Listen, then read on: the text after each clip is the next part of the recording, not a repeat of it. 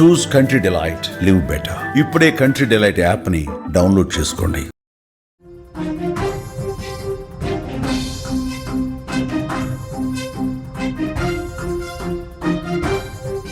YCP నేత సత్తారు గోపి హత్యతో శ్రీకాకుళం ఒక్కసారిగా ఉలిక్కిపడింది. ఎచ్చర్ల మండలం ఫరీదుపేట పరిధిలో ఈ హత్య జరిగింది. పట్టపగలే నడి రోడ్డు మీద ప్రత్యర్థులు చంపేశారు గోపిని. ఎంపీపీ చిరంజీవికి అనుచరుడిగా ఉన్నాడు సత్తారు గోపి. కొన్నేళ్లుగా ఫరీదుపేట గ్రామం సమస్యాత్మక గ్రామంగా ఉంది. ఇప్పటికే 3 హత్యలు జరిగాయి. తాజాగా సత్తారు గోపి హత్యతో ఒక టెన్షన్ వాతావరణం అక్కడ కనిపిస్తోంది. పట్టపగలు నడి రోడ్డు, చుట్టూ వాహనాలు, పక్కనే జనాలు తిరుగుతున్నారు. కానీ ఇవేమీ పట్టించుకోకుండా ఓ వ్యక్తిని రాళ్ళు కర్రలతో కొట్టి చంపారు. అందరి ముందే రక్తపాతాన్ని సృష్టించారు. ఈ హత్య జరిగింది ఎక్కడో కాదు, నిత్యం ప్రశాంతంగా శాంతంగా ఉండే శ్రీకాకుళం జిల్లాలో ఎచ్చర్ల మండలం ఫరీదుపేట పరిధిలో శుక్రవారం మధ్యాహ్నం వైసీపీ నేత సత్తారు గోపిని రోడ్డుపై కొట్టి చంపేశారు. గోపి హత్య మొత్తం శ్రీకాకుళాన్ని ఉలిక్కిపడేలా చేసింది. సుమారు మధ్యాహ్నం 3 గంటల సమయంలో గోపి మరో వ్యక్తి కోటేశ్వరరావుతో కలిసి బైక్పై కొయ్యరాళ్లు కోడల నుంచి సర్వీస్ రోడ్లో ఎచ్చర్ల వైపు వెళ్తుండగా అదే రోడ్లో ఉన్న ప్రత్యర్థి వర్గానికి చెందినటువంటి వ్యక్తులు కాపు కాశారు. మూకుమ్మడిగా ఒక్కసారిగా పెద్ద పెద్ద రాళ్లతో దాడి చేశారు. అక్కడికక్కడే ప్రాణాలు కోల్పోయాడు. మృతుడు ఎంపీపీ మొదల వలస చిరంజీవికి గోపి అనుచరుడుగా ఉన్నాడు. మృతుడికి భార్య సుగుణ, ఒక కుమార్తె కూడా ఉన్నారు. మృతుడి భార్య సుగుణ గ్రామ ఉప సర్పంచ్గా ఉన్నారు. ఈ మృతుడు గతంలో జెడ్పీ ఉన్నత పాఠశాల విద్యా కమిటీ చైర్మన్గా కూడా పనిచేసినటువంటి పరిస్థితి ఉంది. గ్రామంలో ఒక టెన్షన్ వాతావరణం ప్రస్తుతం కనిపిస్తోంది. ఎంపీపీ చిరంజీవి వద్దకు వచ్చిన ఓ భార్యాభర్తల పంచాయతీయే ఈ హత్యకు కారణంగా తెలుస్తోంది. గ్రామంలో పోలీసు పికెట్ కొనసాగుతుండగానే ఈ హత్య జరగటానికి సంబంధించి కుటుంబ సభ్యులు, గ్రామస్తులు ఆందోళన వ్యక్తం చేస్తున్నారు. విజువల్స్లో మీరు చూస్తున్నారు. పోలీసుల భద్రత కూడా ఏర్పాటు చేశారు. జాతీయ రహదారి మీద బైఠాయించి ఈ గోపికి సంబంధించిన కుటుంబ సభ్యులు, ఎంపీపీ చిరంజీవి వీళ్ళందరూ కూడా ఆందోళన చేస్తూ ఉన్నారు. బాధ్యుల మీద కఠినంగా వ్యవహరించాలి, తక్షణం చర్యలు తీసుకోవాలంటూ వాళ్ళు డిమాండ్ చేస్తున్నటువంటి పరిస్థితి. రోడ్డు మీద బైఠాయించి తమ నిరసన వ్యక్తం చేయడంతో రాకపోకలకు ఇబ్బందికర పరిస్థితి ఏర్పడింది. ట్రాఫిక్ కొంతమేర అంతరాయం కలిగింది. డీఎస్పీ వివేకానంద వెంటనే అక్కడ ఆందోళన చేస్తున్న వాళ్లతో పరిశీలించారు, ఆందోళనకారులతో మాట్లాడారు. పరిస్థితిని సర్ది చెప్పి కొంత సానుకూలంగా శాంతియుతంగా పరిస్థితి తీసుకొచ్చే ప్రయత్నం చేశారు. హత్య జరిగిన వెంటనే పోలీసులు ఘటనా స్థలానికి చేరుకున్నారు. ఘటనా స్థలాన్ని ఎస్పీ కేవి మహేశ్వరరెడ్డి కూడా సందర్శించి పరిస్థితిని పరిశీలిస్తున్నటువంటి పరిస్థితి కనిపిస్తుంది. విజువల్స్లో మీరు చూస్తూ ఉన్నారు. ఫరీదుపేట కొన్నేళ్లుగా ఇది ఒక సమస్యాత్మక ప్రాంతంగా ఉంది. గతంలో చాలా హత్యలు ఈ గ్రామంలో జరిగాయి. మండల పరిషత్ ఉపాధ్యక్షుడు కోటిపాత్రుని పోలినాయుడు, మొదల వలస రాంబాబు, కోనప్రసాద్ హత్యకు గురయ్యారు. టీడీపీ నేత ఇక్కడ కొత్తకోట అమ్మినాయుడిపై కూడా గతంలో హత్యాయత్నం జరిగింది. ప్రస్తుతం గోపి హత్యతో గ్రామంలో ఒక ఉత్కంఠ పరిస్థితి నెలకొన్న పరిస్థితి మనం చూస్తున్నాం. స్క్రీన్ మీద విజువల్స్లో చూడొచ్చు. పెద్ద ఎత్తున పోలీసులు మోహరించారు. పోలీసులు ఎక్కడికక్కడ అక్కడ పికెట్ నిర్వహిస్తున్నారు. గ్రామంలో మళ్ళీ సమస్య తలెత్తకుండా ఉండేందుకు పెద్ద ఎత్తున బలగాలను కూడా మోహరించి అక్కడ పూర్తిగా ఆ పరిస్థితిని చక్కదిద్దే పరిస్థితి చూస్తూ ఉన్నాం. విజువల్స్లో మనం చూడొచ్చు. ఫరీదుపేట గ్రామంలో ఒక టెన్షన్ వాతావరణం కనిపిస్తుంది. ఎప్పుడు ఏం జరుగుతుందో తెలియని సిచ్యువేషన్ మనం చూస్తూ ఉన్నాం. పెద్ద ఎత్తున అక్కడ పోలీసు బలగాల్ని మోహరించి సమస్యను కంట్రోల్ చేసే విధంగా ప్రయత్నం చేస్తూ ఉన్నారు. కానీ ఎప్పుడు ఏం జరుగుతుందో తెలియని పరిస్థితి కనిపిస్తుంది. ఫరీదుపేటలో బాధిత కుటుంబ సభ్యులు ఆందోళన చేస్తూ ఉన్నారు. ఇది పూర్తిగా ప్రత్యర్థి వర్గం ఎవరైతే ఉన్నారో వాళ్ళ మీద మీరు చర్యలు తీసుకోవాల్సిందే. గ్రామంలో 2 భార్యాభర్తలకు సంబంధించి ఒక సమస్యను పరిష్కరించే దాంట్లో భాగంగా చాలా యాక్టివ్గా ఉన్నారు. అయితే సమస్యను వీళ్ళు పెద్దది చేస్తూ ఉన్నారు, సమస్యను మరింత జటిలం చేస్తూ ఉన్నారు.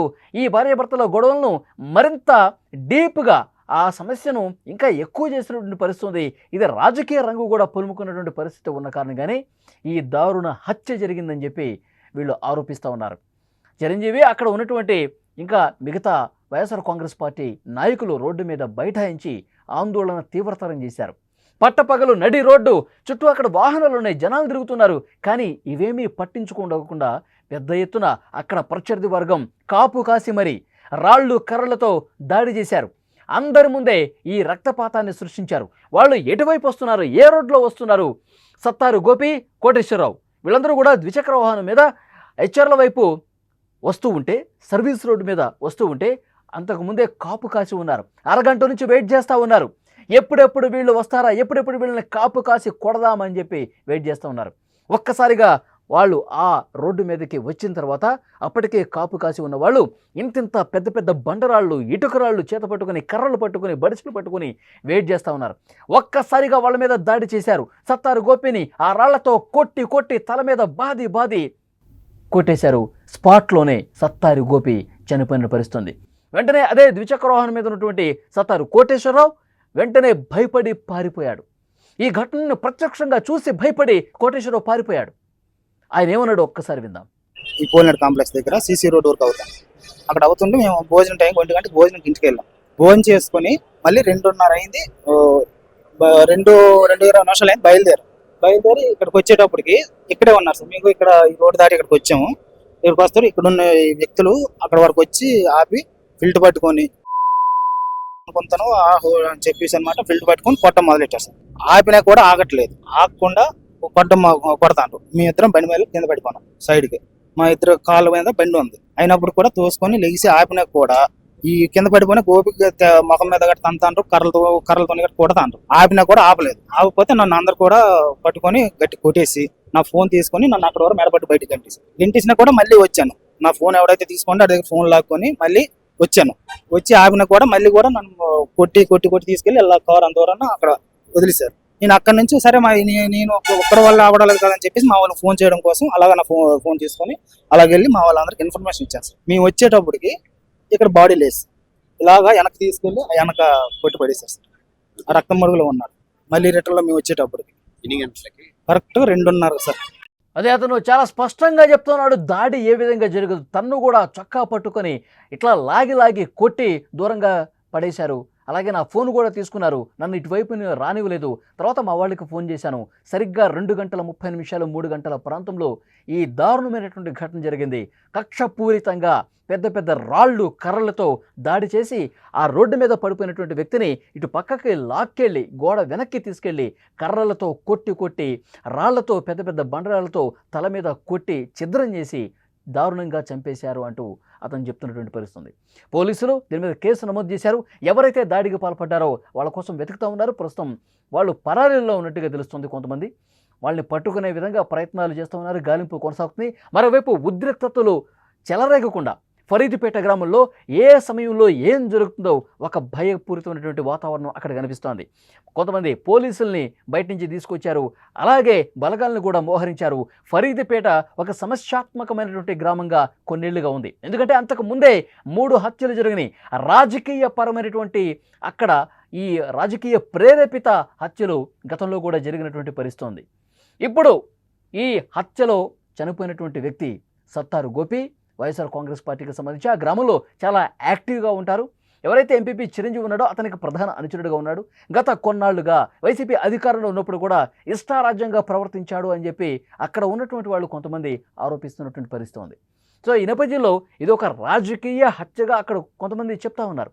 కానీ ఏదేమైనప్పటికీ నడి రోడ్డు మీద మిట్ట మధ్యాహ్నం 2:30 సమయంలో ఇంత దారుణంగా రాళ్లతో కొట్టి చంపిన విషయానికి సంబంధించి పెద్ద ఎత్తున ఉద్రిక్త పరిస్థితులు ఏర్పడుతున్నాయి. వాళ్ళ మీద చర్యలు తీసుకోవాల్సిందే. ఎవరైతే ఈ దారుణానికి పాల్పడ్డారో, దీనికి కారణం ఎవరైతే ఉన్నారో వాళ్ళ మీద చాలా కఠినంగా వ్యవహరించాల్సిన అవసరం ఉందని చెప్పి ఈ హత్యకు నిరసనగా సత్తారు గోపి కుటుంబ సభ్యులు, చిరంజీవి, ఇంకొంతమంది అందరూ కూడా రోడ్డు మీద బైఠాయించి పెద్ద ఎత్తున ఆందోళన చేస్తున్నారు. పోలీసులు ఏమన్నారు ఒక్కసారి చూద్దాం. తగుకు మూల కారణం ఏంటంటే ఒక భార్యాభర్తల తగు ఉందండి. ఆ భార్యాభర్తల తగులో ఈ భార్య భర్త కోసం అక్కడ ఉన్నటువంటి గ్రామ పెద్ద ఎంపీపీ దగ్గరికి వెళ్ళారు. వెళ్తే ఎవరైతే భర్త ఉన్నాడో ఆ ఎంపీపీ గారి దగ్గర ఇంట్లో పనిచేస్తారు. వాళ్ళు దానికోసం పంచాయతీ పెట్టి ఆ పంచాయతీలో తగు అంతా కూడా చెప్పారు. ఆమెకు ఆ తగు నచ్చలేదు. చెప్పకపోతే నా భర్తను మీరు నాకు పంపించండి అని ఆమె అడుగుతాను. నేను పంపించను, మీరు ఏదైనా ఉంటే చట్టపరంగా చేయండి అని చెప్పడంతో ఆమె అక్కడ గొడవ పడింది వచ్చి పోలీస్ స్టేషన్ కంప్లైంట్ ఇవ్వడం జరిగింది. దాని మీద భర్త మీద అక్కడ జరిగినటువంటి గొడవకి సంబంధించి హెచ్ఎల్ పోలీస్ స్టేషన్లో భార్యాభర్తల తగు అండ్ 509, 506 ఒక కేసు నమోదు చేయడం జరిగిన తర్వాత ఈ రోజు ఆమె చదువుకున్న అమ్మాయి, ఆమె ఎడ్యుకేషన్ సర్టిఫికేట్స్ అన్ని ఇంట్లో ఉండిపోయినాయి, ఆమె బంగారం బట్టలు అన్ని ఇంట్లో ఉండిపోయినాయి. దాని నిమిత్తం ఆమె అడిగితే భర్త అక్కడ సహకరించబోయేటప్పటికి ఆమె ఇంటికి వెళ్ళి ఇంటి తాళాలు బదలగొట్టి ఇంట్లో ఉన్న ఆమె సామాను అన్ని కూడా ఎక్కించుకుని ఇప్పుడు ఈ నేర స్థలానికి ముందుగా ఉన్నటువంటి వాళ్ళ మదర్కి సామాన్లన్నీ తీసుకుని వచ్చింది ఒక బొలెరో వ్యాన్. వచ్చిన ఆ తీసుకొచ్చి ఒక ముగ్గురు వ్యాన్ ఓనరు వాళ్ళందరూ కూడా తీసుకుని వచ్చారు. వచ్చిన తర్వాత అదే టైంలో ఈ డిసీజ్డ్ ఆ ఊర్లో నుంచి కోటి ఇద్దరు కలిసి మోటార్ సైకిల్ మీద ఇక్కడ రావడం, అక్కడ వాళ్ళకి వీళ్ళకి ఒక ఆర్గ్యుమెంట్ అనేది జరగడంతో మీరు అలాగ సామాన్ తీసుకొస్తారు, మీరు ఏంటి అని చెప్పి నేను అడగడము, వాళ్ళు నువ్వు ఇందులో ఎలాగ వస్తావని చెప్పి వాళ్ళు అనుకోవడం. అక్కడ ఆల్టర్కేషన్ లో అతన్ని కొట్టేసిన వెంటనే ఆయనతో పాటు ఉన్న కొంతమంది వెనకాల మోటార్ సైకిల్ లో కూడా కొంతమంది వచ్చారని మాకు తెలిసిన సమాచారం. అది పూర్తిగా విచారణ చేయాలి. అక్కడ వీళ్ళందరూ కలిసి అతన్ని అటాక్ చేయడంతో కర్రలతో దాడి చేసినట్టుగా ఇక్కడ కనిపిస్తుంది నేరస్థలంలో. మేము దాని మీద పూర్తి దర్యాప్తు చేయాలి. ఇంజురీ అయితే head injury, severe blunt cut అయిపోయిన ఇంజురీ అయితే ఉంది. ఇమీడియట్ గా అతన్ని మనకి ఫిర్యాదుదారు చెప్పిన దాని ప్రకారం ఇతన్ని ఆ మోటార్ సైకిల్ వచ్చిన లాక్కుని ఆ బిల్డింగ్ వెనక్కి తీసుకెళ్లి అక్కడ బ్రూటల్ గా కొట్టడంతో ఆయన చనిపోయాడని చెప్పి వాళ్ళు చెప్పారు.